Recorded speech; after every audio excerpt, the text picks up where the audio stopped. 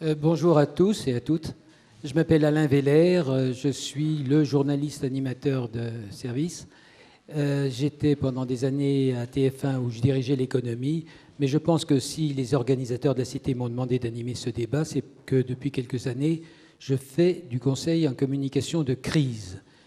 Exemple, j'ai des clients, laboratoires pharmaceutiques, entreprises qui aujourd'hui me demandent, ils me demandaient cela d'ailleurs plutôt hier qu'aujourd'hui, de se préparer à une éventuelle pandémie grippale qui ferait, disait-on, des millions de morts, suite à l'épisodie grippe aviaire à laquelle on assiste depuis quelques années, en se disant le vaccin va peut-être muter. Et demain, s'il ne se passe rien, si le virus ne mute pas, on dira que les pouvoirs publics, que les entreprises, que les laboratoires pharmaceutiques ont dépensé nos sous, les sous des contribuables, en pure perte. Et s'il y a une pandémie, on dira qu'on n'en a pas fait assez. C'est le genre de problème dont on peut parler aujourd'hui. Un autre exemple, le téléphone portable. Aujourd'hui, nous en avons tous, nous nous en servons, et pourtant, certains disent que notre oreille assiste à un échauffement d'1 degré au bout de 20 minutes de conversation, ou encore qu'il y a des micro-ondes qui pourraient éventuellement provoquer des cancers. Dans le premier cas que je vous ai cité, on peut dire qu'il y a prévention contre quelque chose de plausible. Dans le second cas, faut-il ou non appliquer le principe de précaution alors que rien n'est avéré, qu'il n'y a pas de danger avéré? C'est ce dont nous allons parler. Vous connaissez donc tous le thème de notre débat, puisque vous êtes venus pour cela. Alimentation, environnement, santé, vertus et limites du principe de précaution. On a bien compris, nous acceptons tous le risque, à condition de ne pas le courir nous-mêmes, que nos familles ne le courent pas.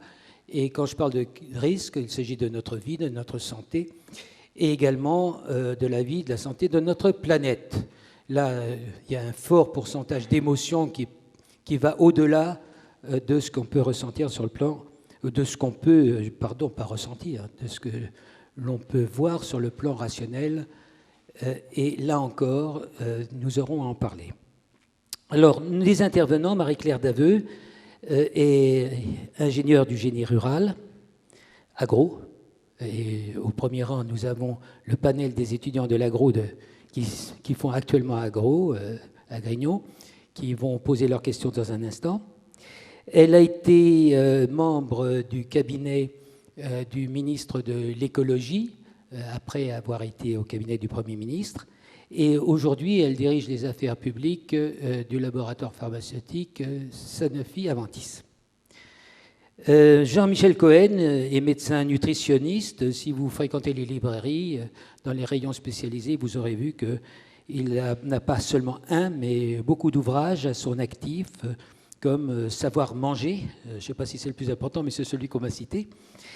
Et enfin, Claude Gau.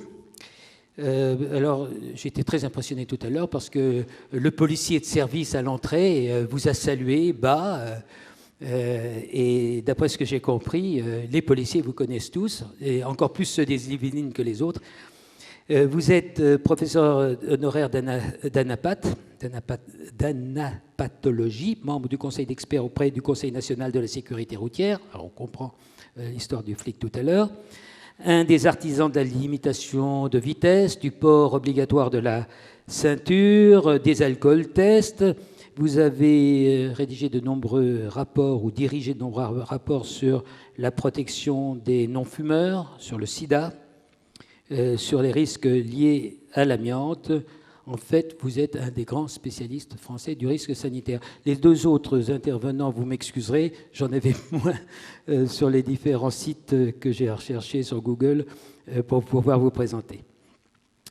Alors, il y a un point qui vous réunit tous les trois, c'est qu'il y a un risque, alors je ne sais pas si c'est au nom du principe de précaution, sur lequel, d'une façon ou d'une autre, vous travaillez, c'est l'embonpoint, plus que l'embonpoint même. J'ai noté Claude Gau, vous avez répondu à une interview dans les Échos à veille de cette Cité de la réussite. Et vous avez dit que votre combat aujourd'hui, c'est l'obésité liée au couple suralimentation-sédentarité, un risque qui fait perdre chaque année 100 000 années de vie aux Français. Vous expliquerez peut-être ce chiffre dans un instant. Jean-Michel Cohen, j'ai lu un interview aussi de vous. Vous dites que la seule façon de maigrir, c'est le régime hypocalorique, manger mieux, manger moins et faire de l'exercice. Mais vous nous dites, ça fait 25 ans qu'on pratique ça à l'hôpital Bichat et pourtant, on voit aujourd'hui que l'obésité progresse. Alors, on verra peut-être pourquoi. Et Marie-Claire Daveu, vous venez d'entrer chez Sanofi, qui lance en ce moment la Complia, je crois, qui est le médicament miracle qui nous fait perdre du poids, qui diminue notre masse pour faire de nous des gens svelte quand on est un peu tôt dans mon point. Alors, voilà pour les présentations. On m'a dit que j'avais 5 minutes pour les faire. Je crois que j'ai à peu près tenu le temps. Avant de passer aux questions que vous avez rédigées, vous les jeunes de l'agro, je voudrais juste qu'on parle quelques minutes de l'objet du débat. Nous parlons du principe de précaution et il ne faut pas confondre principe de précaution avec prévention. On peut prendre des mesures de prévention contre ce qu'on connaît. Le principe de précaution, c'est agir alors que scientifiquement, on ne sait pas.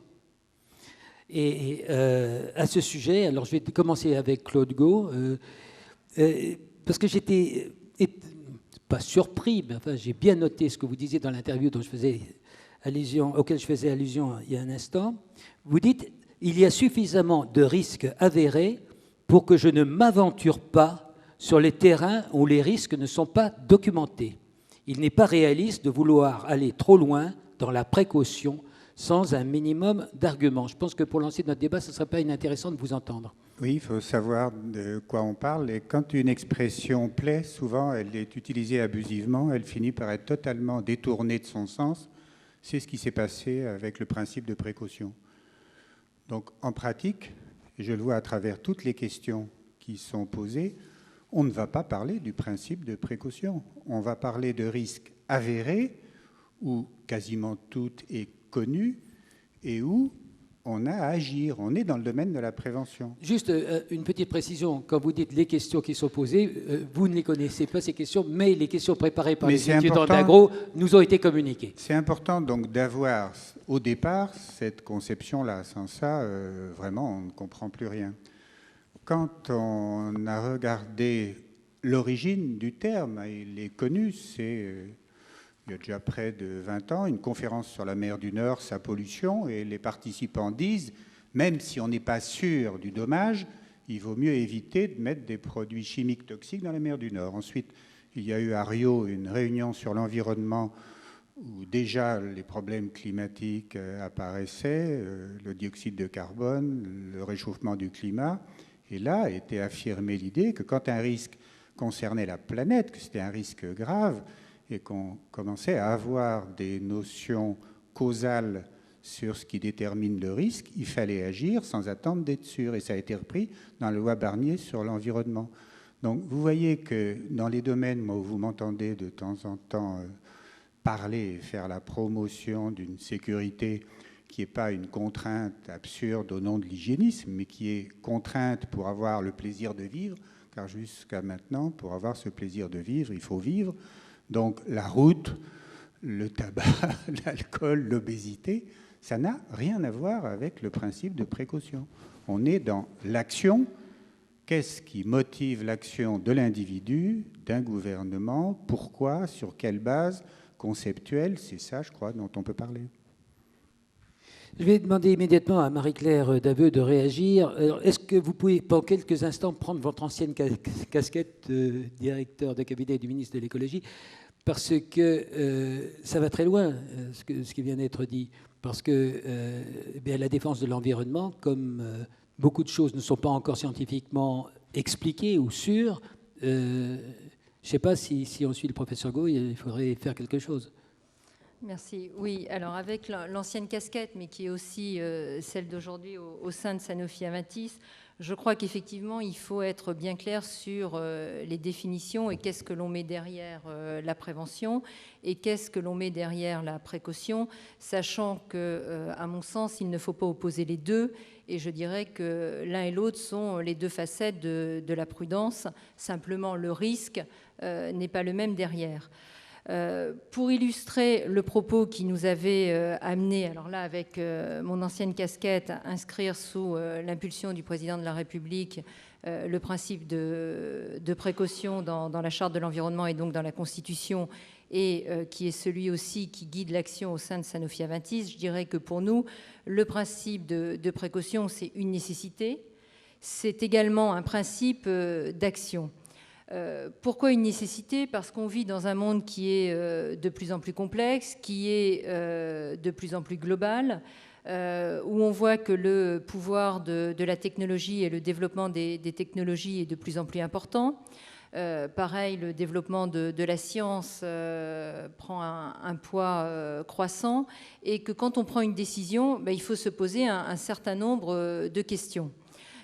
Sachant que quand on parle du principe de précaution, certes, on parle de risque potentiel, donc on n'est ni dans le risque statistique, on est encore moins dans le risque avéré, mais on parle aussi d'un risque qui va entraîner des dommages graves et irréversibles. Ou irréversible, pardon, selon les termes de la Constitution. Donc on voit bien qu'on est quand même pour un risque qui va entraîner des dommages sur lequel on ne peut pas ne pas se poser un certain nombre de questions. Et quand je vous dis c'est un principe d'action, c'est pas pour autant qu'il ne faut évidemment rien faire derrière et puis se dire mon Dieu, telle catastrophe va arriver ou on va pas prendre tel risque. Bien au contraire, c'est de prendre derrière des mesures, et avec des mesures qui sont proportionnées. On voit bien que derrière, il y a à la fois les différentes dimensions et aussi la dimension économique qui est prise en compte dans ces mesures proportionnées, et qui, du coup, derrière, nous permet, je dirais, en toute connaissance de cause, en fonction de l'état de la science à un moment donné, et aussi dans une dimension politique, éthique, de prendre la meilleure décision. Sans parler que de Sanofi-Aventis, parce que j'ai bien compris qu'il y avait les deux casquettes, mais par exemple, quand on est dans le monde de la santé, le principe de précaution est au cœur même de la stratégie, puisqu'on est en train de chercher de nouveaux médicaments, on est toujours en train de balancer entre bénéfices, risques pour le patient, sachant que, bien évidemment, notre objectif final est soit de soigner le patient, soit de prévenir dans le domaine des vaccins une maladie. Donc ce qui est important, c'est, oui, on est toujours, et ce principe de précaution, on l'applique au quotidien. On l'applique dans nos méthodologies de recherche, on l'applique quand on fait les essais cliniques, et on l'applique aussi derrière quand il y a l'autorisation de mise sur le marché, puisque derrière, on a tout un système en fait de pharmacovigilance, mais sur lequel on pourra revenir. Donc pour moi, précaution et prévention ne s'opposent pas. Comme je l'indiquais en propos liminaire, c'est vraiment les deux facettes de la prudence. Vous m'excuserez, mais je vais quand même vous relancer. Toujours avec votre ancienne casquette, j'avais noté que vous avez remplacé votre ministre et rédigé son discours à la session... Sans trahir ses propos, hein, quand même. Ses intentions, les propos étaient les vôtres, si j'ai bien compris. Et c'était une session de l'OCDE sur le coût de l'inaction environnementale. Comme approche, ça m'a questionné, ça m'a intéressé. Et je vous cite, en France, vous donniez un exemple. En France, le coût de l'indemnisation des maladies liées à l'amiante est estimé à 40 à 60 milliards d'euros sur les 20 ans à venir, alors que les mesures d'interdiction et de précaution auraient pu être prises plus tôt à un coût bien moindre. Et là, je vais aller dans le sens du professeur Gault. Vous nous avez pris quelque chose d'hyper connu comme exemple.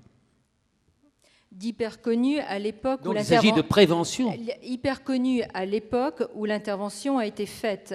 Si vous prenez mon propos, il était replacé à quelle action nous aurions pu prendre à partir du moment, donc avec un effet en fait de rétroactivité, en se disant à l'époque où il y a eu les premières études qui envoyaient un faisceau d'indices sur l'amiante, n'aurait-il pas fallu, et à l'époque je disais, il aurait fallu mettre en place justement ce principe de précaution. Ce qu'il faut faire toujours attention sur ce type de sujet, va réagir juste après. C'est de ne pas regarder à la lumière de 2006 des événements qui étaient d'un certain nombre d'années antérieures. Donc ce qui est précaution à l'instant T peut devenir prévention à l'instant T+10. Certes, mais quand on parle d'amiante, quand j'avais fait ce rapport pour Martine Aubry et Bernard Kouchner sur l'amiante, c'est-à-dire en 1997, l'interdit venait d'être prononcé par Jacques Barrot, été 96, et on voulait savoir ce qu'on devait faire de l'amiante en place, comment indemniser les victimes, au niveau que vous dites. Quand on regarde l'histoire du risque amiante, la précaution, ça aurait été le début du siècle dernier, puisque quand on regarde le moment où la connaissance scientifique était suffisamment documentée pour qu'on parle de prévention, c'est daté, c'est un énorme volume, Académie des sciences de New York, décembre 65, où tout est dit. Donc vous voyez qu'entre le moment où on savait et le moment où on est passé à l'acte, il y a eu 30 ans, parce que l'industrie a su s'opposer à l'interdit plus précoce, et l'industrie avait de bonnes raisons pour ça. Il y a encore beaucoup de pays qui n'ont pas interdit l'amiante. Donc là, on est en plein dans la prévention. Comme pour le climat. Pour moi, le climat, c'est plus de la précaution, c'est de la prévention. Et le problème de la précaution, je le mets plus avec le débat que vous signalez, le téléphone portable, les OGM, certains produits chimiques, les champs électriques. Il y a beaucoup de discussions où on se situe à l'émergence d'une connaissance. Mais dès qu'on arrive dans des probabilités élevées, parce que l'opposition entre risque statistique et risque avéré, pour moi, il n'existe pas. Tout risque est statistique et la probabilité, elle va entre 0 et quasiment 1, mais jamais complètement. Il y aura une question des étudiants à ce sujet il y a un instant. Je voudrais, excusez-moi, donner la parole à Jean-Michel Cohen, qui ne s'est pas encore exprimé. Je pense qu'on a bien compris votre distinguo entre prévention et précaution. Pour ce qui vous concerne, je voudrais vous interroger, puisque vous êtes nutritionniste, sur ce qui vous réunit tous les trois, l'obésité. Alors là, on sait, et pourtant, ça continue. Alors ma question, et ensuite on donnera la parole aux étudiants, est-ce que l'industrie agroalimentaire française est responsable, donc coupable, et j'irai même plus loin, criminelle ? Comme tous les bons intervenants, je vais bien entendu éviter de répondre à la question que vous m'avez posée et je vais plutôt dire... Pourquoi c'est elle qui vous paye ? Et je vais appliquer, c'est pour ça que silencieusement, j'appliquais consciencieusement le principe de précaution qui consistait à ne pas dire de bêtises avant d'avoir écouté mes interlocuteurs. J'avais envie de vous dire qu'il est des termes éminemment dangereux, c'est-à-dire des termes vocabulaires qui sonnent bien à l'oreille. Je vais vous donner un autre exemple. Imaginons par exemple, prenons comme exemple le terme des antidépresseurs. Qui peut condamner le principe des antidépresseurs ? Je suis dépressif, j'appelle un médicament antidépresseur, faut-il prendre des antidépresseurs ? La réponse est oui. Si j'ai une misère à gérer et s'il existait un produit qui s'appelait anti-misère, je serais condamnable si je ne prenais pas le produit anti-misère. Il en est de même du mot principe de précaution qui sonne tellement bien à l'oreille que si vous observez bien le vocabulaire, vous avez deux termes qui nous chatouillent agréablement le cerveau, c'est principe, donc moral, et précaution, donc ça veut dire attention à l'autre. Et ça fait qu'on oublie la frontière du principe de précaution qui finalement est double. Est-ce que le principe de précaution est une absence de prise de risque ou est-ce que le principe de précaution est la prévention d'un risque supposé ? Et cette frontière définira l'application ou non de ce qu'on va appeler désormais le principe de précaution. Mais après ce principe de précaution, il a trois dimensions. Il a une première dimension qui est une dimension de caractère politique. Qu'ont fait les politiques à ce jour du principe de précaution, si ce n'est finalement la préservation du danger d'avoir à gérer une situation de crise, celle-là même pour laquelle vous existez désormais. Encore pire, de se faire accuser de ne pas avoir fait ce qu'il aurait fallu faire. Pour un politique, c'est encore plus grave. Voilà, conservons donc une certaine illusion. Et le deuxième axe, c'est bien entendu, quelle valeur a le principe de précaution économique, si ce n'est finalement le rapport qu'il y a à faire entre le bénéfice à la prise de risque et le déficit à l'absence, ou le bénéfice à l'absence de prise de risque par rapport au bénéfice à la prise de risque, c'est-à-dire économiquement, pouvons-nous Ou avons-nous intérêt à faire du principe de précaution un principe, ou bien avons-nous intérêt à l'appliquer au coup par coup? On voit bien, par exemple, sur l'affaire des beefsteaks hachés d'une grande surface, comment le principe de précaution qui vise à séquencer les achats fait qu'un beefsteak haché acheté dans une grande surface alimentaire qui devrait porter la responsabilité de ce beefsteak haché a glissé aimablement dans les informations, n'a jamais fait un grand scandale parce que le distributeur s'est défaussé sur son fabricant, lequel était un grossiste inconnu du grand public. Et le principe de précaution n'ayant peut-être pas été respecté, l'industrie a arbitré en faveur de l'absence de principe de précaution en ce qui concernait les beefsteaks hachés. Et le troisième facteur, c'est l'aspect scientifique que Claude Gau et moi incarnons, qui fait qu'il y a une dimension humaniste, c'est pouvons-nous, dans certaines situations de prévention, prendre le risque de menacer, fût-ce une vie, selon le bénéfice que nous aurions à retirer d'utiliser ou non un médicament ou de persévérer dans telle ou telle attitude. C'est un principe qui doit s'évaluer à chaque fois. Donc pour revenir à votre question, en ce qui concerne l'obésité, nous avons aujourd'hui un champ d'action qui est assez compliqué parce que d'un côté, nous connaissons les chiffres, la montée de l'obésité prend les caractères d'une épidémie, ce n'est donc plus une simple maladie, c'est donc une épidémie, que cette épidémie, si elle n'est pas envisageable par le public comme telle, nous en connaissons les implications. Les implications, ça sera limitation de la durée de vie. Je crois que ça ne sert à rien de parler désormais de troubles du métabolisme. Je crois qu'il faut faire comprendre aux gens que la poussée de l'obésité et la surobésité conduit à une limitation de l'espérance de vie. Et il aurait été stupide d'avoir été extrêmement vertueux sur les conduites automobiles, la fumée de la cigarette, la limitation de l'alcool, pour accepter aujourd'hui de ne pas contrôler l'alimentation. Et deuxième cofacteur, économiquement, donc je reviens aux trois différenciations du principe de précaution, économiquement, la poussée de l'obésité va être la première dépense de santé publique dans les 20 prochaines années. Pourquoi? Parce que les soins seront conséquents, longs et importants. Et la troisième dimension, ça sera la dimension bien entendu économique. Comment arbitrer ce principe de limitation de l'obésité qui va contre les facteurs économiques, c'est-à-dire que finalement, rendre les gens moins obèses, ça sera vraisemblablement moins les faire manger, donc diminuer la valorisation de l'industrie alimentaire. Donc la prise de conscience n'est pas suffisante. Comment, je vous disais, est-ce que l'industrie agroalimentaire est responsable, coupable et criminelle? Mais bon, maintenant qu'on sait, la prévention, ça existe, non? Les conséquences ou les raisons de l'obésité sont multifactorielles.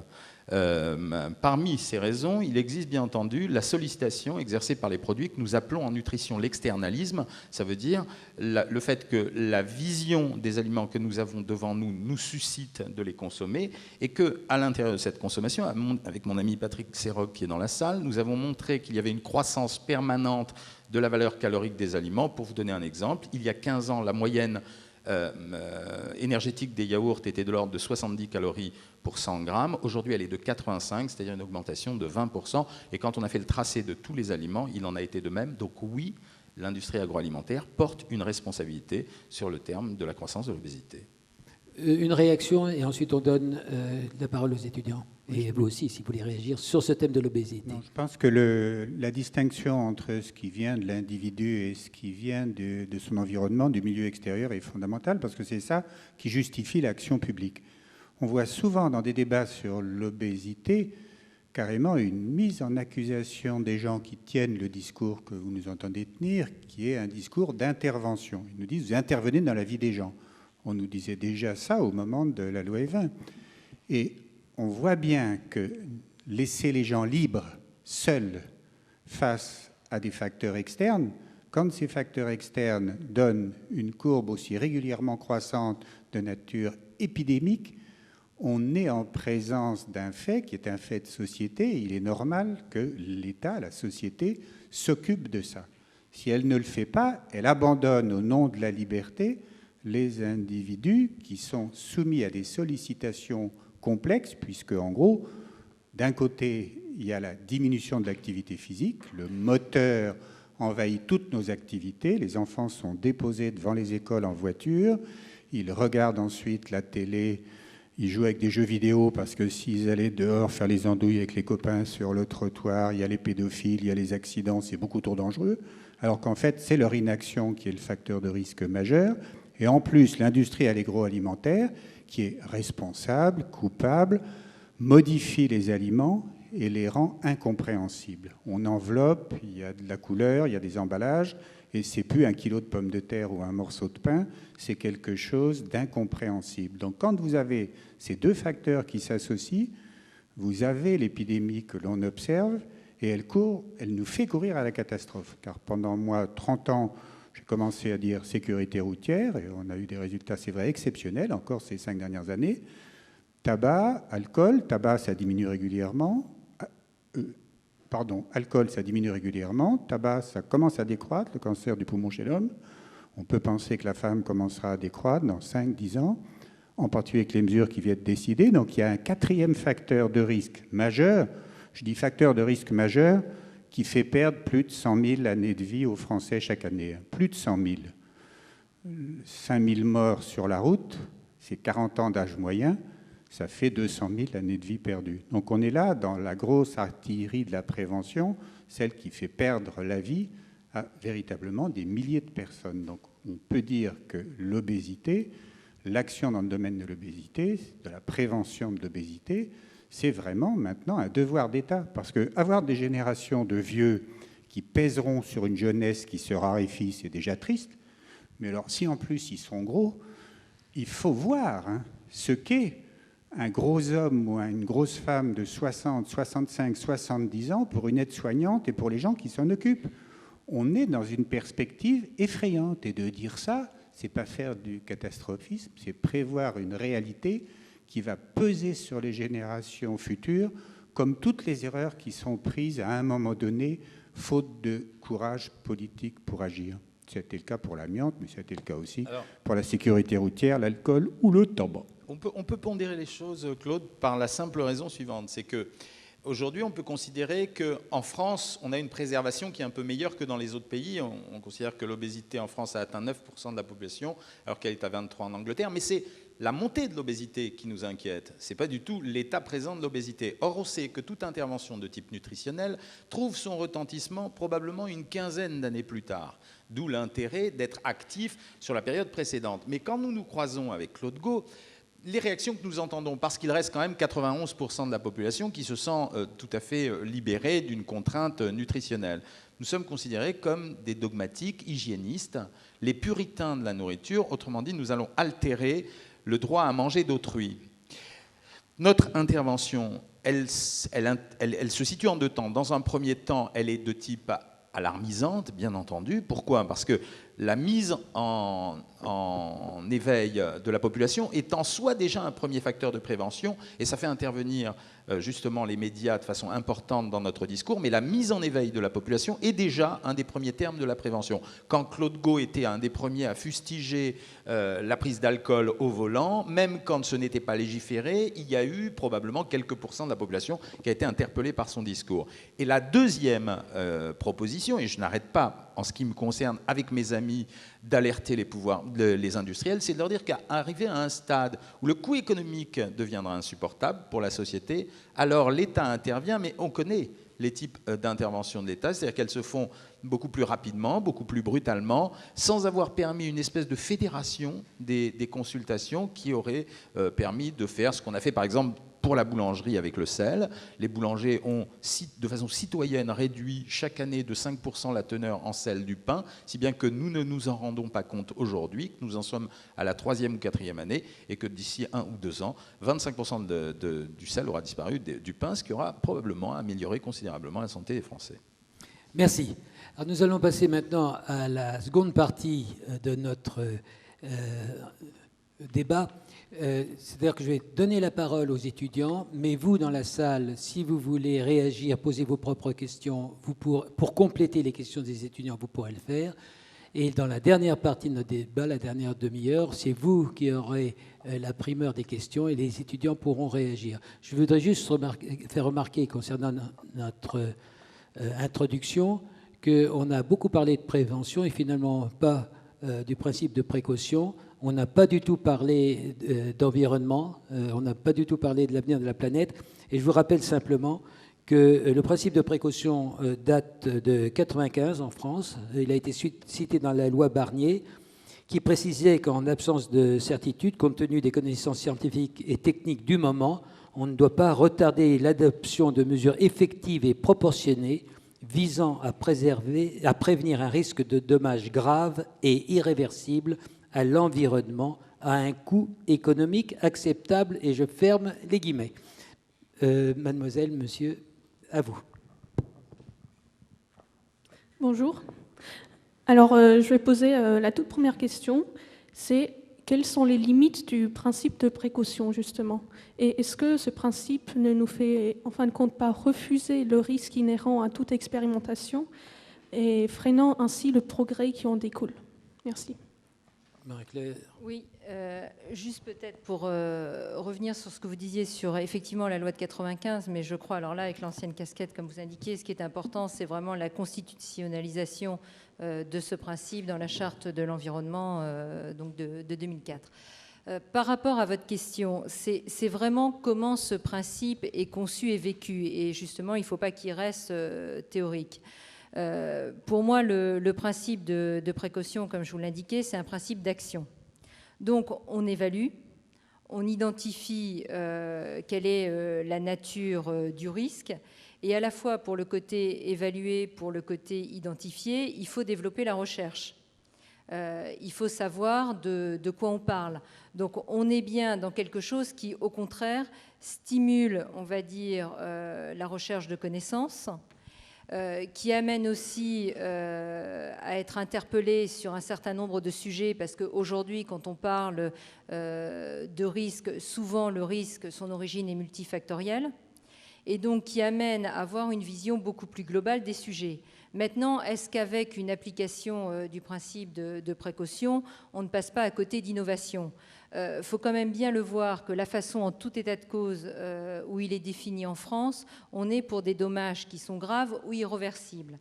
Et on voit bien qu'à côté, on n'est pas en train de parler de petits dommages ou de choses qui sont anecdotiques.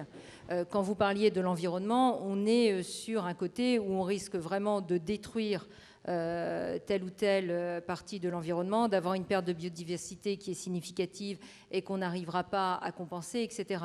Donc, pour moi, ça n'empêche absolument pas l'innovation, ça n'empêche pas l'action. Le tout, c'est qu'il doit devenir une réalité et avec une volonté d'avancer. Votre réponse sur les OGM, alors? La position en France? La position en France par rapport à l'application du principe de précaution, c'est toujours, c'est pas binaire. C'est pas oui, il faut en faire ou non, il ne faut pas en faire. D'ailleurs, on ne peut pas parler des OGM en général parce qu'il y a beaucoup de types d'OGM. Donc, je crois qu'on ne peut pas parler, si vous voulez, en mettant tout dans une espèce de pot commun. Et ensuite, pour chaque type d'OGM, il faut rentrer dans une matière qui est, on va dire, très pragmatique. On évalue, on regarde quel est l'impact potentiel pour la santé humaine, quel est l'impact potentiel pour l'environnement, et puis en fonction de ça, on fait une matrice à double entrée, bénéfice-risque, et on voit si ça vaut le coup, si on peut le lancer, ou si au contraire, faut mener un certain nombre d'études plus approfondies derrière avant de se décider à y aller. Mais moi, ce que je n'aime pas personnellement, c'est qu'on parle des OGM de manière globale, parce que vraiment, ce n'est pas les mêmes en fonction du type d'OGM, en fonction de son utilisation, si on est en milieu confiné, si on est en milieu ouvert, si on parle d'OGM dans le domaine de la santé ou si on parle d'OGM dans le domaine agricole. Et donc là-dessus, encore une fois, il ne faut pas tomber dans la tendance un peu, excusez-moi, médiatique, qui est de dire tout ça, c'est des OGM et on a une position globale sur les OGM. Non, c'est un sujet au contraire très compliqué et il faut rentrer dans le détail et voir vraiment au cas par cas et donc du coup appliquer le principe de précaution, mais au cas par cas. Oui, mais les OGM pour la presse, c'est quand on détruit une parcelle de maïs. Hein. Oui. Jean-Michel. Je voulais souligner ce qui, à mon avis, est la caricature de l'application d'un principe de précaution, justement, par les mises en forme d'un certain nombre de contraintes visant à encadrer les OGM. La plus comique d'entre elles étant probablement celle qui consiste à donner un pourcentage d'OGM contenu dans une boîte d'aliments. C'est-à-dire comme si l'OGM était passé du stade de la transformation ou la mutation génétique d'un produit contrôlé, entre guillemets, scientifiquement, à une espèce de petit objet qu'on trouvait dans une boîte d'aliments, ce qui n'a absolument plus de sens. Or, la réaction aux OGM est une réaction de type politique. Ça veut dire que face à un choix ou un déterminisme de choix de vie de type écologique ou non écologique, l'État réagit en prenant en considération ou non ce type de rythme de vie. En l'occurrence, les mutations génétiques sont fréquentes sur la Terre depuis de nombreux siècles. La pomme de terre de Parmentier n'a rien à voir avec la pomme de terre d'aujourd'hui. Tout au plus, elle a été modifiée spontanément par les différents virus, maladies infectieuses ou pollution atmosphérique non visible par lesquelles elle s'est transformée jusqu'à être la pomme de terre d'aujourd'hui. Voilà donc l'exemple caricatural d'un déterminisme politique hypocrite. Sur les questions aussi dans la salle, vous voulez un complément, vous avez un droit de suite. Sinon, nous donnons la parole pour la seconde question à notre panel d'étudiants de l'agro. Madame. Attendez, on vous passe un micro pour pouvoir vous entendre. Merci. Juste à savoir, s'il vous plaît, et merci de répondre, comment voulez-vous identifier, évoluer le risque d'une semence, par exemple, génétiquement modifiée comme Terminator en milieu ouvert? Comment peut-on... Qui peut répondre? Est-ce que quelqu'un peut répondre? Je sais que Oui. Claude aime bien répondre quand il sait. Non, je peux vous dire que jusqu'à présent, la quasi-totalité de la littérature sur le sujet n'arrive pas à démontrer quelles sont les différentes étapes de mutation qu'engendre l'introduction d'une semence. Alors, si vous appliquez le principe de précaution, vous dites « en l'absence de connaissances, je ne fais pas ».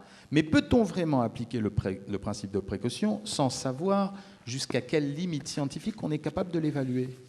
Et là, vous faites un choix qui est un choix, je dirais, d'inconscient collectif. Ça veut dire, donc vous appliquez un principe de précaution qui est plus guidé par les peurs alimentaires qui existent depuis la nuit des temps, qui sont valides ou non valides, que par un véritable choix valide scientifiquement. Marie-Claire Daveu.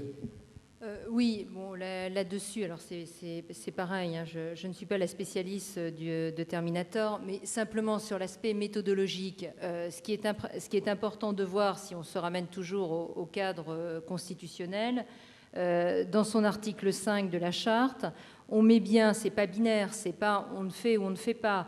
Si on a un faisceau d'indices qui est plutôt positif, rien ne nous empêche de mettre en œuvre une procédure d'évaluation des risques et des mesures provisoires. Et en fonction, en même temps que les études sortent, et sur des sujets comme ça, que l'INRA travaille avec les organismes agricoles, avec l'ensemble de la communauté scientifique, on peut être amené à prendre un certain nombre de décisions derrière. Mais c'est toujours aussi dans le côté bénéfice-risque. Et je crois qu'il faut sortir de l'idée que le principe de précaution, c'est on fait ou on ne fait pas. C'est on fait, peut-être en prenant des mesures correctives, des mesures complémentaires, parce qu'au final, on se dit qu'il y a quand même un bénéfice attendu qui est plus important. C'est toujours cette analyse. Alors, je ne vous réponds pas sur votre exemple particulier, mais c'est vraiment ça la méthodologie qui doit pousser. Parce que souvent, il y a des choses pour lesquelles il y a un véritable bénéfice in fine, mais ce n'est pas tout blanc ou pas tout noir. Question suivante. Excusez-moi, on va donner la parole aux étudiants, ensuite vous, madame.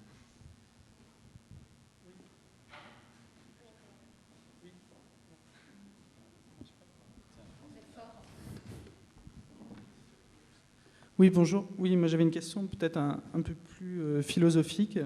J'aurais voulu savoir si finalement le principe de précaution tel qu'il a été inscrit dans la charte de l'environnement ne revenait pas finalement à reconnaître que l'homme ne pouvait plus avoir une maîtrise totale sur son environnement et sur la nature.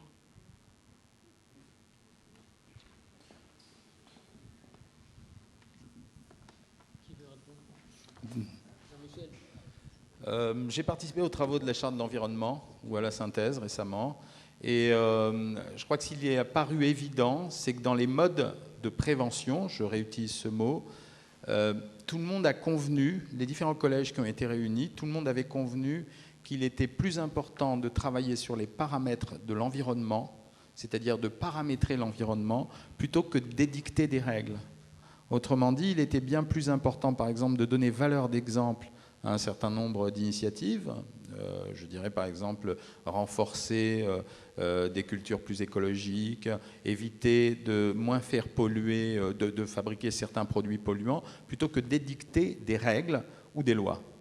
Donc si vous considérez que par ce principe, il y a une acceptation de l'homme vis-à-vis de la nature, vous renieriez le mot même de la politique, qui est d'intervenir sur la cité. Donc ce n'est pas dans l'esprit de ceux qui ont rédigé la Charte de l'environnement, mais ça peut signifier que cela va être perçu comme tel, mais c'est renier à ce moment-là la chose politique qui, elle, est chargée de réguler les mouvements entre le citoyen et désormais l'environnement aussi. Marie-Claire Daveu, votre réponse ?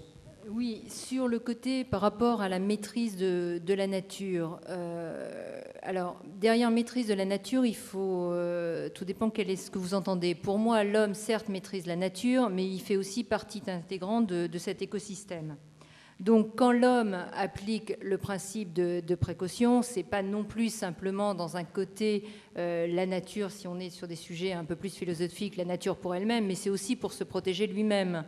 Parce que comme on le met à l'article 1 de la Charte de l'environnement, c'est chacun a le droit de vivre dans un environnement qui est sain. Parce que derrière, c'est toute la problématique santé-environnement. Donc si on protège la nature, si on protège les écosystèmes, on se protège aussi. Bon, c'est pas l'objet du débat, mais on voit bien qu'il y a un certain nombre de polluants qui sont des polluants locaux ou même des polluants globaux, et je crois que les médecins autour de sa table sont plus à même que moi d'y répondre, mais que ça a un véritable effet en matière de santé humaine. Donc je ne crois pas que, si vous voulez, que c'est un côté de ne plus maîtriser la nature, c'est simplement d'être conscient qu'il peut y avoir des effets indirects si on ne prend pas garde à sauvegarder notre écosystème. Et donc aussi, de manière un peu cynique, on a tout intérêt à protéger la nature pour protéger l'humanité et que l'humanité puisse continuer d'exister. Claude Gau, alors sur ce sujet... Oui, la question est fondamentale. Je crois qu'on doit abandonner le terme, l'illusion que l'homme maîtrise la nature. Il l'exploite plus ou moins bien et il tente de s'en protéger, il tente d'améliorer ses conditions d'existence en agissant sur elles et parfois dangereusement. Et si, comme le disait notre meneur de jeu, je refuse toujours de parler d'OGM, c'est parce que je vois bien qu'on est là vraiment dans le principe de précaution, dans le domaine de la précaution, c'est-à-dire le domaine de l'incertain et d'une incertitude qui a plusieurs composantes. C'est pour ça que c'est difficile, c'est parce qu'on voit bien qu'il faut d'abord dire quel est l'avantage, quels seront les services rendus, qu'est-ce qu'on court comme risque, et comme on ne sait pas mettre le curseur sur le niveau de risque, c'est extrêmement difficile de décider. Donc à ce moment-là, le choix devient affectif. Et je pense que si les OGM prennent autant de place dans le débat sur la précaution, c'est parce qu'il y a organismes génétiquement modifiés. On rejoint la valeur des mots et le fait qu'à un moment donné, une expression est envahissante parce qu'elle sonne bien et qu'elle est comprise comme inquiétante. On modifie les gènes. Et là, vraiment, on modifie ce qu'il y a de plus profond dans l'individualité d'un organisme végétal ou humain. Mais n'empêche qu'en matière d'agriculture et de traitement, il y a des domaines où on est maintenant, à mon avis, dans la prévention et où on n'agit pas beaucoup. Les pesticides, quand on regarde ce que produisent les épidémiologistes en matière de lymphome, de cancer, des ganglions lymphatiques, du système immunitaire, de cancer cérébral, avec des études chez les viticulteurs, chez des gens qui utilisent beaucoup ces traitements, et c'est toujours ceux-là qui sont au premier rang. L'amiante, c'est d'abord dans le milieu professionnel qu'on a vu émerger le risque, avant de se rendre compte qu'il touchait quasiment toute la population. Donc il faut sûrement, dans ces domaines-là, avoir une prudence. Et moi, le chimique m'inquiète beaucoup plus que le génétique, parce que dans l'état de nos connaissances, on est bien plus avancé pour dire que ces milliers de produits synthétiques qu'on produit chaque année, malgré toutes les tentatives européennes récentes qui ont été édulcorées, comme toujours, par les Allemands, et ce n'est pas de l'antigermanisme primaire que je fais, mais pour moi, l'Allemagne est une référence. Chaque fois qu'il y a une décision de santé publique à bloquer, on trouve l'Allemagne. Pour les véhicules inutilement rapides, on pourrait en parler, c'est une évidence que la loi Barnier est une fiction. on dit qu'il faut respecter l'environnement, on produit du dioxyde de carbone, et j'ai été la semaine dernière au salon de l'automobile, où j'ai vu des véhicules de 2,5 tonnes qui consomment 20 litres au 100 km en ville et dont on autorise la commercialisation, ce qui est à l'évidence contraire à la loi Barnier. Donc on aime bien dans ce pays, et au niveau européen, émettre des grands principes, mais sur le terrain, l'industrie a un autre poids que la loi Barnier. Votre question tient toujours, madame. Vous aviez levé la main tout à l'heure. Et je crois, madame, vous vouliez... Monsieur... D'accord. Toujours sur le sujet posé par les étudiants, on rebondit. Hein.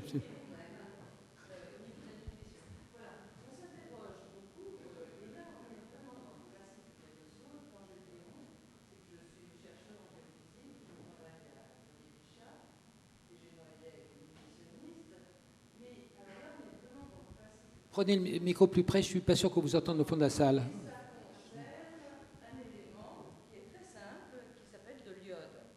Et l'iode, il ne marche pas le mien ? Et l'iode... Voilà, c'est mieux. Je parle donc de l'iode stable. Et donc cette iode qu'on trouve dans les poissons, les crustacés, et également dans nos sels de table, très légèrement iodés.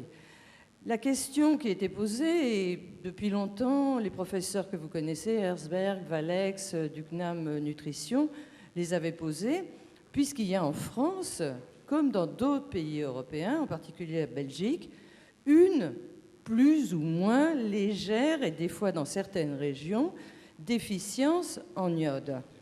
Or, ce qui est très intéressant, c'est que une organisation que vous devez connaître, qui s'appelle l'International ICCID, qui s'occupe des déficiences en iode au niveau mondial, a réussi à récupérer dans de très nombreux pays cette déficience en iode. Ce n'est pas simplement au niveau alimentation que l'iode est importante. Vous êtes tout à fait qualifié pour y répondre. C'est au niveau du développement intellectuel, des retards de croissance, enfin, un très grand nombre de connaissances. Or, en France, c'est un problème quand même de santé publique, et c'est beaucoup plus facile que de faire pas mal d'autres campagnes quand même. L'iode, c'est pas cher, et j'allais dire, ça peut rapporter gros. Et là, c'est vraiment de la prévention qu'on pourrait faire. Pourquoi, depuis des années durant, on ne fait rien, alors au niveau santé publique, rien dans ce domaine, et même on nous dit, puisque moi j'ai contacté quand même des responsables politiques, on nous dit, on ne peut pas forcer les gens, c'est pour ça que vous voyez dans les, j'allais citer une marque, mais dans tous les grands magasins, il y a des sels qui sont iodés et des non iodés. Mais il n'y a aucune campagne pour expliquer aux gens l'importance, en fait, de prendre de l'iode. Les poissons sont on a bien chers. compris votre question. On va laisser d'autres personnes agir. Merci infiniment pour votre plaidoyer. Et on va demander s'il y a une réponse dans la salle. Le chiffre est assez surprenant. Il est plus important même que celui que vous avez l'air d'énoncer. On considère qu'en France, selon une étude AFSA, enfin une statistique AFSA, Ipsos, menée en coopération avec Danone, que 98% des femmes en France auraient une carence en iode. Le problème, c'est que la nutrition, c'est la science de la relation de l'aliment avec l'homme, et que énoncer une carence sur le plan mathématique par rapport à des apports recommandés ne signifie pas qu'on y voit la relation entre une pathologie avérée. Or, je n'ai pas connaissance à ce jour, en dehors de situations extrêmement particulières et qui sont loin de ces 98%, qu'il y ait une pathologie avérée de carence en iode par rapport au chiffre des carences en iode tel que décrit statistiquement. Voilà. Merci pour votre réponse. Il suffit de manger du cabillaud pour ça, et des moules. Mangeons des moules et du cabillaud. Là-bas, il y avait une question et ensuite on redonne la parole aux étudiants. Qui est-ce qui voulait poser? C'était monsieur, juste devant vous, mademoiselle. Voilà. Et ensuite, la parole aux étudiants. Bonjour, je voulais vous poser une question. Je voudrais savoir exactement où s'arrête le principe de précaution et où commence le principe du profit. Parce qu'on voit souvent, on parle de principe de précaution, mais on voit très bien que le principe de précaution s'arrête là où le profit commence. Je pense que Claude Gau va être ravi de répondre à ce type de questions. Là encore, moi je dirais plus pour la prévention, hein, parce que c'est vrai, dans le domaine des OGM, on voit qu'il y a des profits possibles à avoir éventuellement des monopoles sur des semences. Mais moi, dans les domaines auxquels je me suis confronté, on voit bien que le lobby du tabac a eu vraiment une action malfaisante qui est maintenant parfaitement documentée aux États-Unis pour masquer le risque et essayer de trouver des cigarettes légères, des filtres, des conneries. En même temps, ils trafiquaient les filtres. Les gens mettaient les doigts sur les trous qu'ils avaient mis à la jonction pour leurrer la machine à fumer. Donc vraiment, une industrie malfaisante. Le tabac, c'est le plus net. L'alcool, il y a également un gros groupe de pression, mais à mon avis, moins sournois que l'a été l'industrie du tabac. C'est plus clair. À l'Assemblée, au Sénat, il y a des groupes de pression pro-alcool. Je veux dire, ils sont dans le domaine de l'action de lobbying économique transparente, relativement transparente. Sur l'automobile, c'est assez net aussi. Quand il y a une décision à prendre au niveau européen et que d'un seul coup, BMW, Audi, Mercedes, Porsche actionnent le gouvernement fédéral pour bloquer la décision, je veux dire, c'est clair. Donc dans ces trois domaines fondamentaux, l'argent, le profit, bloquent des mesures de prévention, mais vraiment élémentaires. Et au niveau de l'alimentation, moi je pense qu'on va vers des conflits qui seront des conflits intéressants, tumultueux, parce que le Québec a commencé à le faire, mais de façon limitée. Quand je dis on doit arrêter la publicité pour tous les produits alimentaires qui ne sont pas immédiatement identifiables pour ce qu'ils sont, parce que on va mettre bien sûr des trucs avec glycides, lupides, protides, et ce sera difficile à interpréter, les gens ne le verront pas ou ne le regarderont pas, et comme toujours, ce sont les gens les moins éduqués qui sont les plus exposés à ces catastrophes, ces dettes pour l'alcool, pour le tabac. Toutes ces catastrophes humaines sont proportionnelles au nombre d'années de vie d'études. Plus on en a, moins on court de risques, parce que mieux on a été capable d'intégrer des connaissances, des lectures, un savoir. Pour l'obésité, c'est pareil. Et quand on me dit « mais c'est impossible à mettre en pratique », des journalistes m'ont dit ça, je leur ai dit « venez avec moi dans un supermarché, je vous ferai facilement la différence ». Et ça aurait un intérêt considérable qui est un intérêt pédagogique. Parce que comme on dit, on pousse des cris d'alarme, non pas pour le plaisir de pousser des cris, mais pour dire « attention, maintenant, ce problème-là est une urgence de santé publique parce qu'elle va gouverner la vie de ce pays à échéance 20 ans, 30 ans, 50 ans, dans des proportions que vous n'imaginez pas. On a la chance, comme le disait Cohen en France, d'être mieux placé que les pays anglo-saxons, y compris des pays proches. La Grande-Bretagne est un pays très proche, qui est beaucoup plus touché que nous. Profitons de nos bonnes dispositions pour essayer de maîtriser tôt le problème, car on sait que plus on prend un problème tard dans son évolution, plus c'est difficile d'en venir à bout. Question suivante des étudiants. Excusez-moi, oui. Ça veut dire que notre premier principe de précaution, ça serait de combattre les lobbying d'abord. Pour avoir des efficacités en santé publique, il faut s'en prendre directement et nommément aux lobbies qui ont un intérêt économique et le dire. Et quand je dis Porsche, Land Rover, tous ceux qui font des outils inadaptés sont responsables et coupables, et les gouvernements qui les laissent faire le sont. J'ai dit quelque chose, mais quand on va au Conseil d'État, on a fait une association pour faire un recours pour dire, compte tenu de la loi Barnier, compte tenu d'articles du Code de la route qui disent qu'un véhicule doit être construit pour assurer la sécurité de tous les usagers, c'est législatif. C'est pas vrai quand on fait un véhicule de 2,5 tonnes qui peut rouler à 220 à l'heure. Et bien pourtant, le Conseil d'État nous a dit, mais c'est une directive maintenant européenne qui règle l'homologation des véhicules, on ne peut plus agir unilatéralement. Et je pense que si les Français ont refusé l'Europe l'année dernière, il y a un peu une réaction comme une espèce de gigantesque marché commun, car l'Europe est restée d'abord le marché commun. Elle a ajouté des petites touches de santé publique, mais minimes finalement. C'est l'égalité face au marché qui compte, et c'est comme ça que juge la Cour de Luxembourg. C'est pour ça qu'on va aller devant la Cour de Strasbourg pour agir au nom du droit à la sûreté, et au nom, donc, finalement, de l'humanité et de la santé publique. Merci pour votre question, monsieur. À vous. Bonjour. C'est celui qui marche. Bon. Oui. Oui, ça marche, en fait, c'est bon. Alors, je vais vous poser une autre question. Peut-on et doit-on inciter l'ensemble des pays de la communauté internationale à appliquer le principe de précaution ? Je vais prendre par exemple encore l'exemple des OGM. Il y a des études actuellement qui sont faites sur la dissémination des OGM d'un champ à un autre. Et si par exemple il y a un pays qui n'accepte pas les OGM et un autre qui les accepte, est-ce qu'il ne risque pas d'y avoir des conflits entre ces pays et comment ça peut... Je pense qu'on peut demander à Marie-Claire, alors toujours avec son ancienne casquette, parce qu'elle a travaillé là-dessus.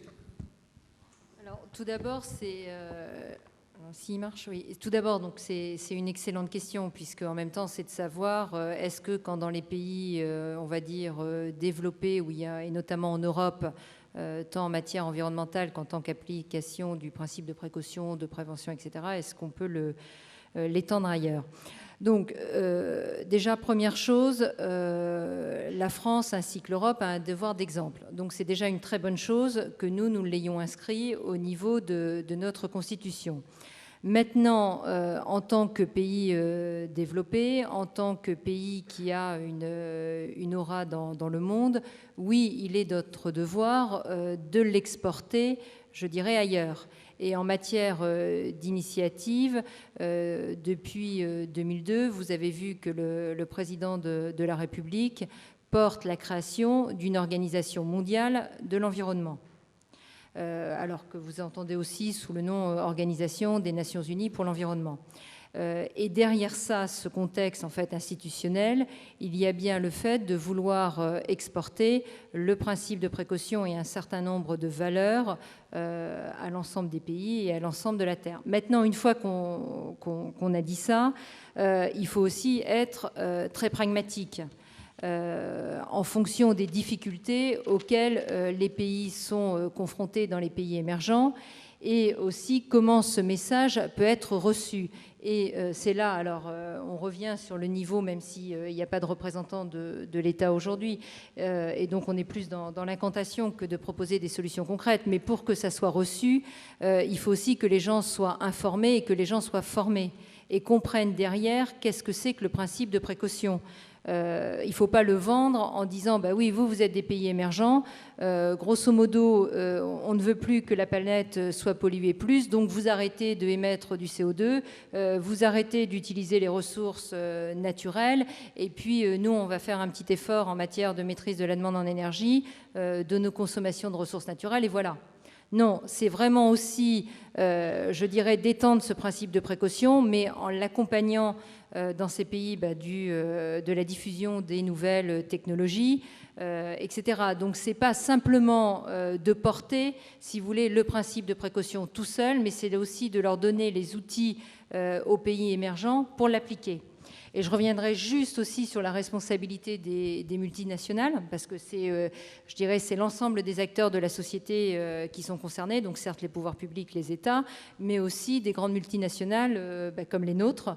Et je dirais, quand on développe des usines, quand on développe un certain nombre de centres de recherche avec des populations en fait qui sont locales. Donc, pensons au centre de recherche.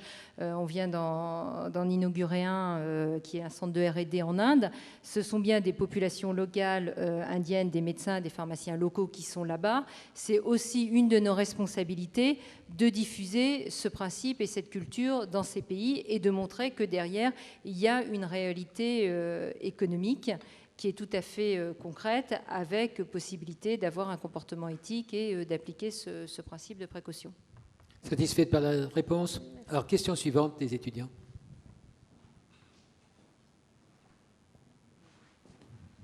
Non? Alors, si vous en avez dans la salle...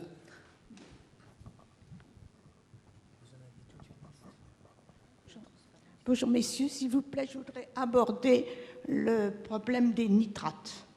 Les produits de dégradation des nitrates sont réputés comme étant cancérigènes.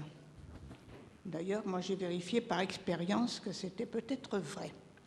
Or, on parle des biocarburants. Qui dit biocarburant va dire augmentation de la production agricole. Donc on va avoir tendance à demander aux agriculteurs, au sol, de fournir davantage de produits végétaux pour ces biocarburants.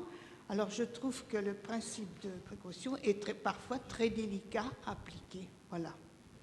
Marie-Claire Daveu, puis Claude Gau, dans l'instant, tous les deux veulent répondre. Voilà, en tant qu'agro, là-dessus, je vais vous répondre. Pour moi, on n'est pas du tout dans le principe de précaution. Ce que vous êtes en train d'évoquer, ce sont ce qu'on appelle les itinéraires en fait de culture, que ça soit pour faire du biocarburant, que ça soit pour faire de l'alimentation.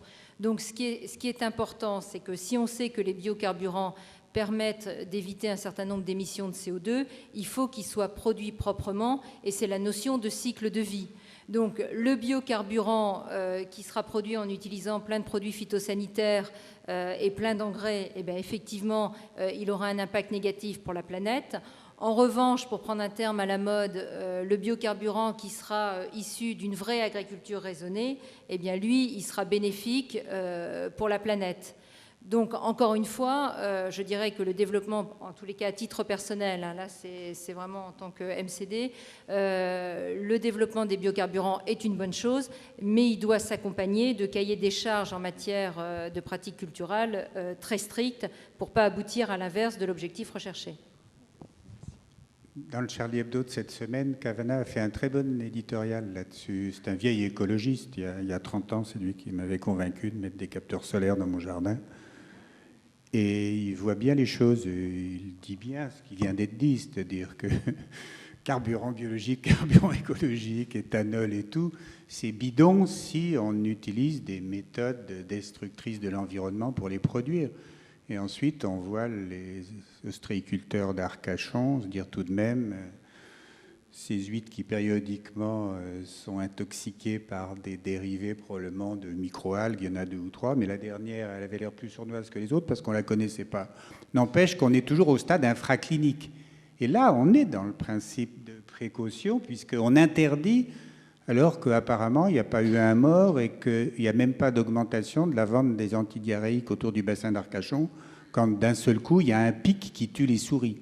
Peut-être que le seuil pour les souris est encore très en dessous du seuil qui va déclencher quelque chose chez l'homme. Donc on voit que suivant les responsables, on a des niveaux de prise de risque différents. Là, comme les autorités sanitaires ne veulent pas être montrées du doigt, elles ont placé la barre très haut et ça aboutit peut-être à des décisions qui, dans certains cas, sont abusives vis-à-vis de l'industrie ostréicole. Et là, ce n'est pas commode de faire des choix.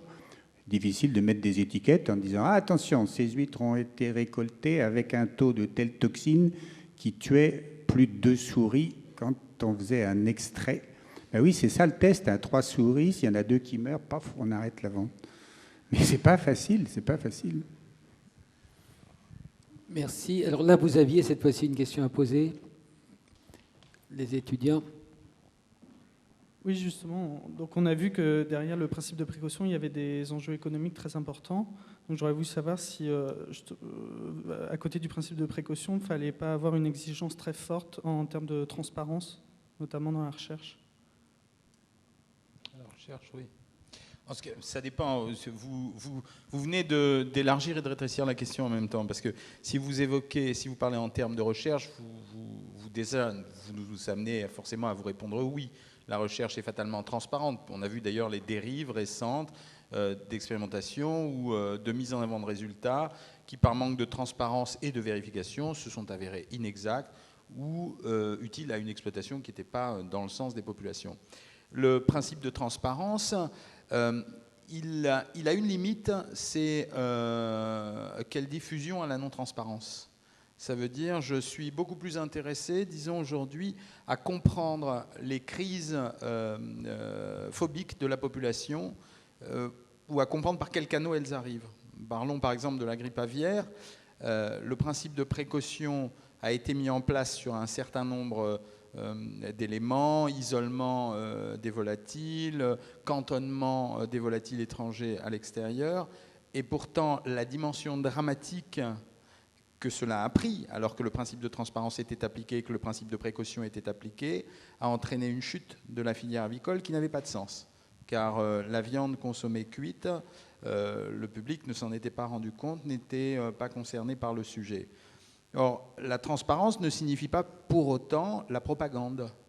Or, nous assistons à l'heure actuelle à une opposition entre les principes de transparence et le principe de propagande qui vise à faire du sensationnel. Bon, on ne va pas s'étaler là-dessus, mais qui n'est pas du tout du même niveau de la transparence. Attendez, est-ce que vous pouvez prendre un exemple pour qu'on comprenne bien ce à quoi vous faites allusion? Eh bien, était-il utile de multiplier à l'infini les émissions de télévision, de radio, les unes des journaux, le fait de prévenir qu'un pigeon était mort rue Saint-Mandé au bout de Bétanville-sur-Saône? Était-il utile? Est-ce que c'était de la transparence? Donc je dis que le principe de transparence, c'est la clarté sur les termes en question. Ce n'est pas forcément le principe de propagande. On n'est pas obligé d'utiliser les médias comme une caisse de résonance à faire peur à la population, entraînant par là des dérives incroyables, qui peuvent d'ailleurs même impliquer les pouvoirs publics. Nous nous sommes surpris à voir le ministère de la Santé nous envoyer à tous les médecins ainsi, précaution fort agréable que pour notre famille, des masques pour nous prévenir de la grippe aviaire. Claude Gau. Oui, je crois que ce problème est fondamental parce que ça rejoint une distinction qui a été étudiée en particulier par Patrick Peretti-Vattel sur le risque ressenti et le risque réel. Et là, il y a une intrication étroite avec les médias, car c'est vrai, et là, on a un connaisseur près de nous, les médias, qu'est-ce qu'ils aiment? Ce qui est nouveau, ce qui est relativement mal connu, il y a une incertitude.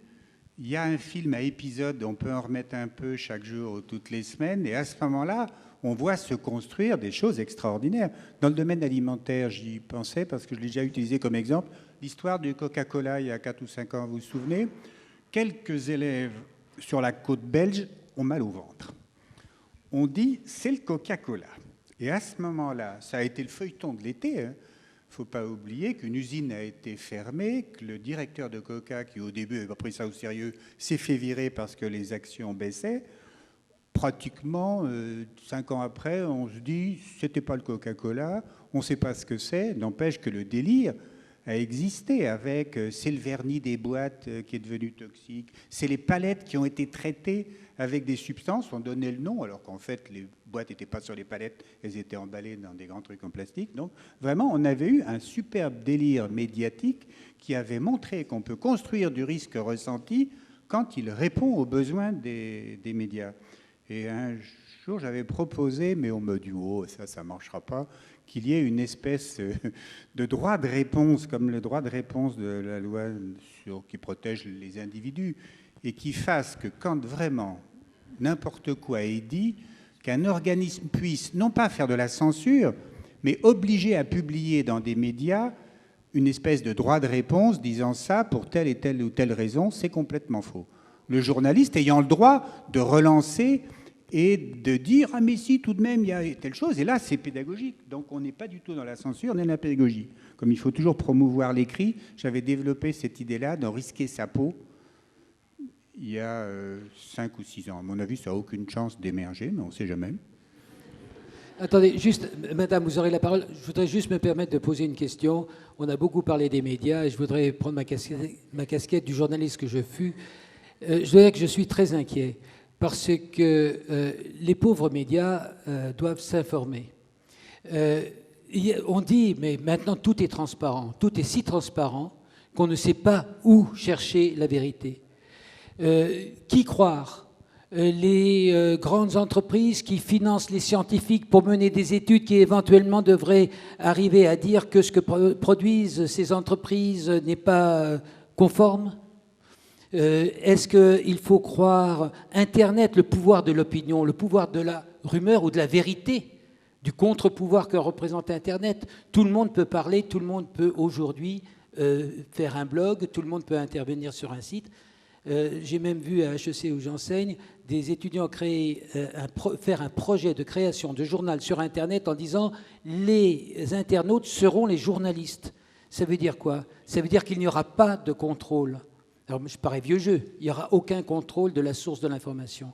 Alors, moi, ce qui me fait très peur de ce que j'entends depuis tout à l'heure, c'est que nous, le public, et les journalistes sont le vecteur, eh bien, nous ne savons plus comment nous faire une opinion. Madame, dans son domaine, sait dont elle parle, monsieur dans le sien, mais l'opinion en général, eh bien, on est fichtrement perdu avec la soi-disant transparence.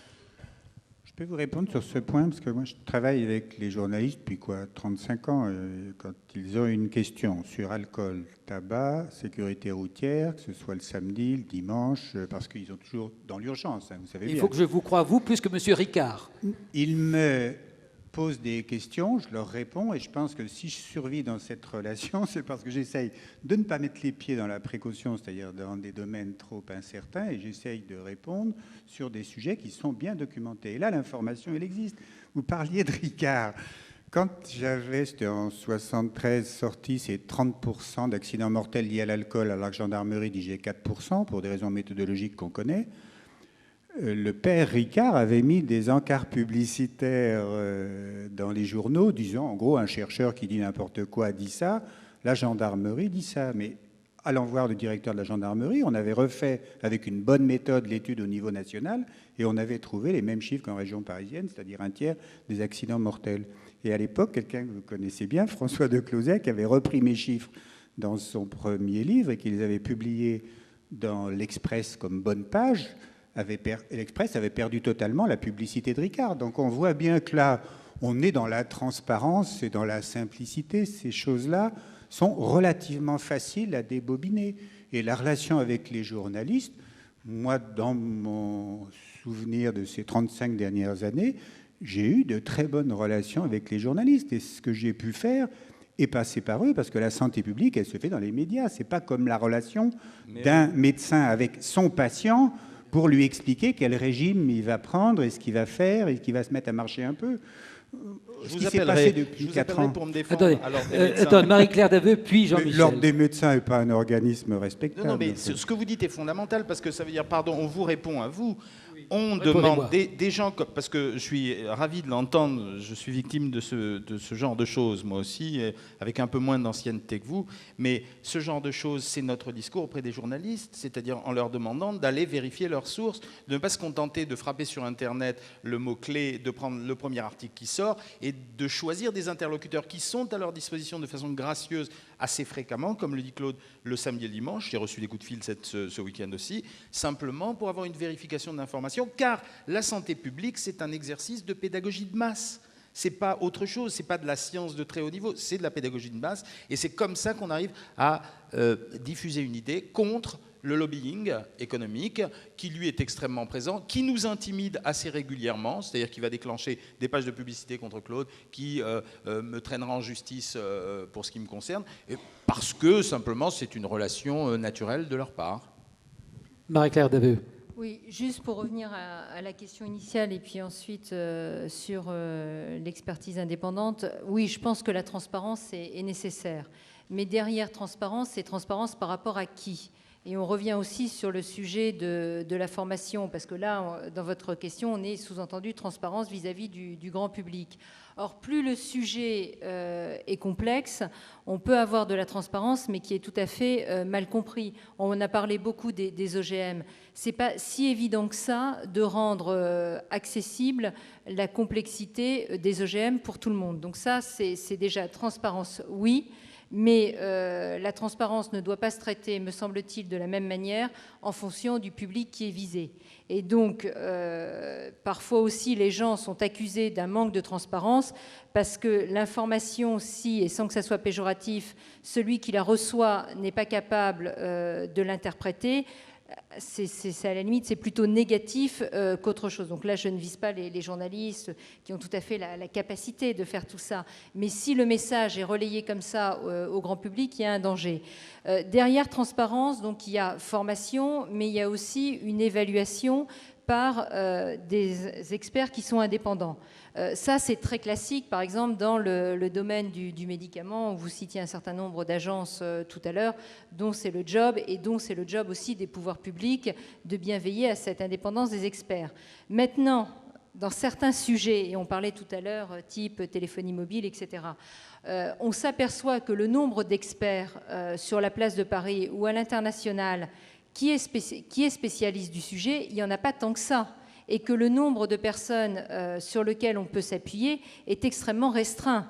Donc la question, c'est est-ce que, aussi pour répondre un peu à l'attente sociétale comme ça, on veut des experts indépendants, il faut faire parler des experts qui sont en fait pas des experts, Ou est-ce qu'on fait parler de vrais experts, mais oui, dont souvent ils bossent avec l'industrie et l'entreprise, qui n'est pas non plus une honte et quelque chose de rédhibitoire, et qui au moins savent de quoi ils parlent, parce qu'on est dans un monde qui est de plus en plus complexe et où le nombre de spécialistes d'un sujet est aussi restreint. Merci. Je me voulais volontairement provoquant. Il y a quelqu'un qui avait demandé tout à l'heure la parole, mais comme on a beaucoup parlé depuis... Oui, c'était madame qui voulait de nouveau la parole. On va lui redonner. Oui, excusez-moi. C'est à propos d'un fameux mensonge, puisqu'on en est aux médias, qu'on peut appeler le mensonge de Tchernobyl, et qui est véhiculé déjà depuis 20 ans, repris tous les ans. Et je voudrais poser la question ici, est-ce que tout le monde pense qu'on a menti en disant, pas le mensonge, le nuage s'est arrêté aux frontières de Tchernobyl? On va vous satisfaire. Qui est-ce qui pense qu'on a menti? Levez la main. Bon, qui pense qu'on n'a pas menti? Vous êtes satisfait de la réponse à monsieur? Explication de vote. Explication de vote. Il faut bien voir ce qui a été dit. Quand on revient aux chiffres, il y a eu une part de dissimulation et une part d'affirmation que les niveaux de contamination qui existaient étaient au-dessous des seuils qu'on peut considérer comme dangereux. Donc c'est pas, on a dit que les nuages, c'était une image qui est tellement belle, les nuages se sont arrêtés à la frontière. Quand on voit la carte, et elle a été connue tout de même assez vite, avec cette redescente du nuage touchant en particulier la Haute-Provence jusqu'en Corse. Et ensuite, c'est oui, voilà, donc on voit que... Répétez votre question parce que votre micro n'était pas branché. Il y a un fait donc, qui est précis. Il y a eu à la suite de Tchernobyl une irradiation par un certain nombre de radioéléments d'une partie de l'Europe. Alors en aval, quelles sont les études épidémiologiques qui actuellement permettraient de prouver qu'on était au-dessus du seuil capable de donner une pathologie observable? Dans le dernier service que j'ai dirigé, qui est celui d'Ambroise Paré, il y a une spécialiste de la pathologie thyroïdienne. Quand on regarde la mortalité par pathologie thyroïdienne, on ne peut pas actuellement la superposer à un excédent de radiation lié à Tchernobyl en France. Est-ce que vous êtes d'accord avec cette affirmation ou pas? Oui, on en est très loin. La France a été très peu contaminée. Ce que je ne peux pas vous laisser dire, c'est qu'il n'y avait pas des mesures. Il existait un service qui s'appelle le SCPRI, oui, dirigé par le professeur Pellegrin, et qui, le 29 au soir, l'accident étant le 26, le 29 a fait une déclaration qui a été reprise dans les journaux, pas le 1er, puisque c'était férié, mais le 2 mai, et c'est pour ça que je dirais à monsieur qu'il suffit de se référer à des journaux sans aller plus loin qu'Internet. Donc on est d'accord. J'adore votre débat. Pardonnez-moi. On vous a entendu tous les deux, et je prends à témoin la salle. Le pauvre journaliste qui va vous écouter l'un et l'autre, qui croire. Vous êtes tous les deux merveilleux et vous êtes tous les deux de grands scientifiques. Et vous êtes d'accord, mais moi, je n'ai pas entendu que vous l'étiez. Alors, ça va. Est-ce qu'il y a une dernière question dans la salle ou parmi le panel des étudiants? Merci. Alors, là-bas, puis mademoiselle. Oui, bonsoir, Sébastien Spé, donc Reims Management School. C'était pour vous demander, j'aimerais revenir sur un point de vue un petit peu plus économique. Est-ce que le fait, dans un monde concurrentiel au niveau mondial, que la France ait été un des seuls pays à avoir dans sa constitution le principe de précaution, aura un coût? Est-ce qu'en fait, c'est pas un luxe que s'offre la France? Mais il n'y a pas que la France, je crois qu'on en a parlé en premier à Rio, je crois, c'était en 90 que je sache. Oui. Je crois qu'on peut vous répondre en un mot. Non, ça ne créera pas un handicap pour la France parce qu'on n'appliquera pas dans la réalité de façon unilatérale ce principe. Donc c'est comme la réponse que je vous donnais pour la loi Barnier. Quand on énonce des grands principes et qu'on ne les applique pas, c'est pas dangereux pour l'économie. Ça peut être dangereux pour la planète. voulez réagir? Oui, je voulais réagir. Donc, avec toute l'admiration que j'ai pour Monsieur Claude Gau, je ne peux pas être d'accord avec ça. Si justement il a été rédigé comme ça dans la Constitution française, c'est bien pour l'appliquer. Il est complètement réaliste, il est pragmatique et on l'appliquera. Il ne faut pas oublier, je crois que la dimension politique, vous le souligniez tout à l'heure, vous n'avez pas dit on l'applique, c'est dit on l'appliquera, vous avez dit. Eh bien, il sera appliqué, oui. Je viens de lire... Et juste pour terminer, il faut voir que là-dessus, nos concitoyens en entendent beaucoup et souhaitent réellement que ce type de principe soit appliqué. Donc, on sait très bien, ça peut mettre plus ou moins de temps parce que derrière, il y a des sujets divers et variés, mais ce principe sera appliqué et on peut déjà voir que très concrètement aujourd'hui, devant les tribunaux, il y a des recours au nom du principe de précaution. Est-ce que vous êtes d'accord pour qu'on dise ce principe sera appliqué, mais le tout sera de savoir quelles applications on fera de ce principe? Mais ce n'est pas une sentence, un principe de précaution. Ce n'est pas une sentence, un principe de précaution, c'est un comportement. Et je venais de lire le règlement sur les allégations nutritionnelles que va promulguer la Commission européenne, dans lequel on voit bien qu'à un moment donné, elle interdit de faire toute allégation nutritionnelle sur un nutriment sans avoir de preuves scientifiques avérées, mais précise-t-elle, dans le cas où ces preuves scientifiques pourraient avoir un intérêt à court terme pour la population, alors le présent règlement ne s'appliquerait pas. Eh bien, c'est un peu la même chose avec le principe de précaution. Il n'est pas une sentence, il est un comportement, et s'il y avait urgence, le principe de précaution s'efface devant le principe, à ce moment-là, ou de guérison ou de prévention. Au terme de ce débat, je pense que vous aurez plein de questions que vous allez vous poser, quelques réponses, surtout des questions, et je pense que c'est pas mal comme ça. Merci à tous.